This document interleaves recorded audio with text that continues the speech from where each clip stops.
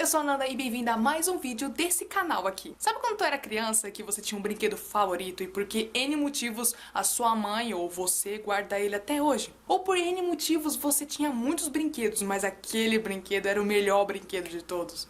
Eu sei, eu entendo a sua sensação que você sentia ou sente até hoje. Um dos meus brinquedos favoritos eram dragões.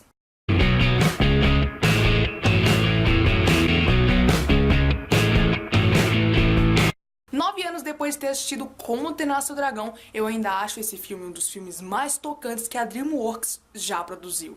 Não é só uma história de um viking, é uma história de confiança, amizade, confiança em si mesmo ao tomar certas decisões.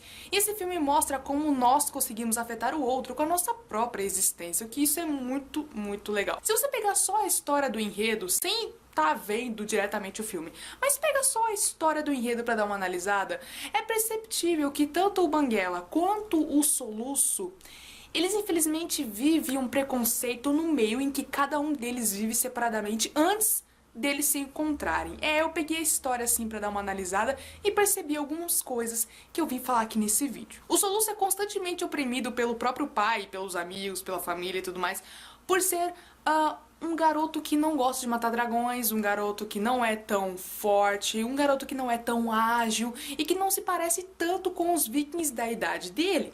E ele tem que ser um viking exemplar, ele tem que ser um cara respeitado e para isso ele tem que matar um dragão. E é por isso que ele vai para o centro de treinamento aprender a matar um dragão e se tornar um viking de verdade, digamos assim.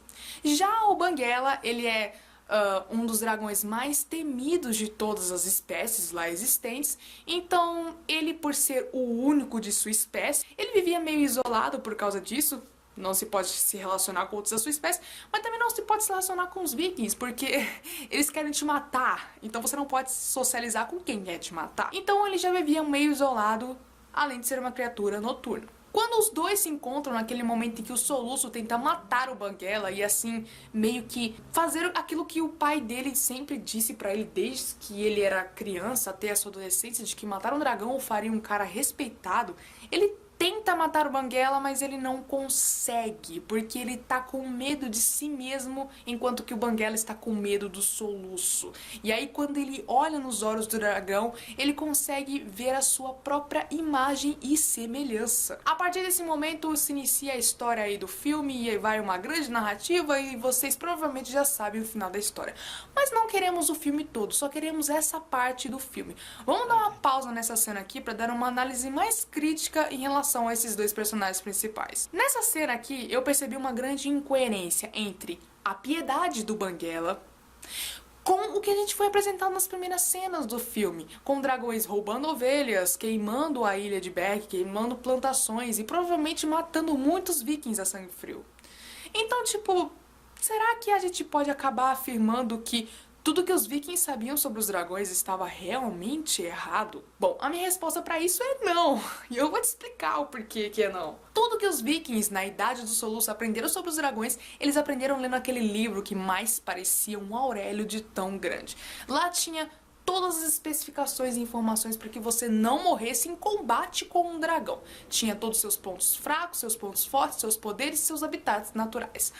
Mas, em relação ao Fúria da Noite, não tinha muitos dados, até porque ele é uma criatura noturna, isolada e, bom, quando ele atacava algum lugar não restava nada e nem ninguém para contar a história. Porém, esse livro não possui bases experimentais. O que eu quero dizer com isso é que muitos boatos e histórias acabavam sendo confirmados por ataques surpresas de dragões no meio da madrugada na Ilha de Berg. Então, o medo reinava. Então, todas as histórias eram histórias assustadoras, muitas vezes eram boatos, não eram verdadeiros, mas mesmo assim, era um costume bem famoso você contar boatos sobre coisas assustadoras. Quem tem parente que é pescador ou quem tem parente que morava, na roça, sabe do que eu tô falando. Existem muitas histórias cabulosas que as pessoas acabam contando a respeito de coisas assustadoras ou que elas não conhecem muito, né? Então, como na Ilha de Berg não existia nenhum especialista em dragões, ficou por isso mesmo. E, enfim, mesmo aquelas histórias, boatos e conhecimentos estarem escritos naquele livro e fazerem um pouco de sentido no decorrer do filme, não deixava de ser um conhecimento meio escasso sobre os dragões. Tudo que estava naquele livro não tinha nenhuma base experimental pelo simples fato de que nenhum viking foi capaz ou quis ir além, testar, acompanhar a vida de outros dragões, observá-los em seu habitat natural, sem estar atacando, ou matando, ou roubando, ou queimando. Aprender mais sobre os dragões. Todos eles só entendiam que você viu um dragão, você tem que matar um dragão. Se você não for capaz de matar um dragão, você não é bem-vindo na aldeia, porque você não pode proteger os seus próprios filhos. É assim que reinava a cultura deles lá. E por causa disso, talvez, se o Soluço não tivesse passado pelo que ele passou com a família e com os amigos, ele não tivesse ido procurar um dragão, ido tentar matar o Banguela, e nem muito menos ter conhecido o Banguela, e não teríamos 2 filmes de Como Treinar Seu Dragão, né? E foi por causa dessa curiosidade aí, desse medo de não ser um viking respeitado e precisar matar um dragão, dessa curiosidade, dessa vontade de querer fazer além, que ele percebeu que o Banguela estava tão assustado quanto ele estava. Que ele estava tão sozinho quanto ele também estava, e que ele era tão especial como ele também era. Ele só não tinha visto isso com outros olhos, o que os vikings também não fizeram ao estudar mais a fundo todos os dragões que atacavam a Ilha Berg. Às vezes, o que há de mais grandioso tá bem ali debaixo do seu nariz, sabe? Você só não teve a curiosidade, ou só não teve a coragem de descobrir, de estudar e de tentar entender as particularidades daquilo ali. Como é o exemplo da cena em que o Soluço está tentando matar o Banguela, realmente acreditando que isso o faria um viking respeitado, um viking famoso. Então tudo mesmo depende muito de um ponto de vista. Por exemplo, o meu brinquedo favorito, que na época era um dragão, eu tinha vários desses aqui, não era um brinquedo ridículo comparado à nova Barbie, por exemplo, com as outras garotas lá da escola. Mas isso dependia muito de um ponto de vista. Pra elas achavam desse jeito, mas pra mim, isso aqui não tinha comparação com uma Barbie ou uma Polly. O Soluço viu aquilo que estava além de apenas um Fúria da Noite sem registro naquele livro.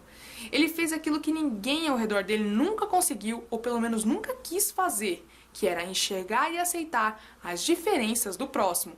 Algo que o pai dele também não conseguiu fazer quando ele não enxergou a singularidade e a diferença do Soluço para o restante dos outros vikings, em que o Soluço não se encaixava naquele meio. E a partir de todas as novas experiências que o Soluço fez, ele acabou descobrindo coisas grandiosas sobre aquelas criaturas. E ele realmente foi o primeiro a ir além, e bastou que ele conseguisse olhar isso com um outro ponto de vista.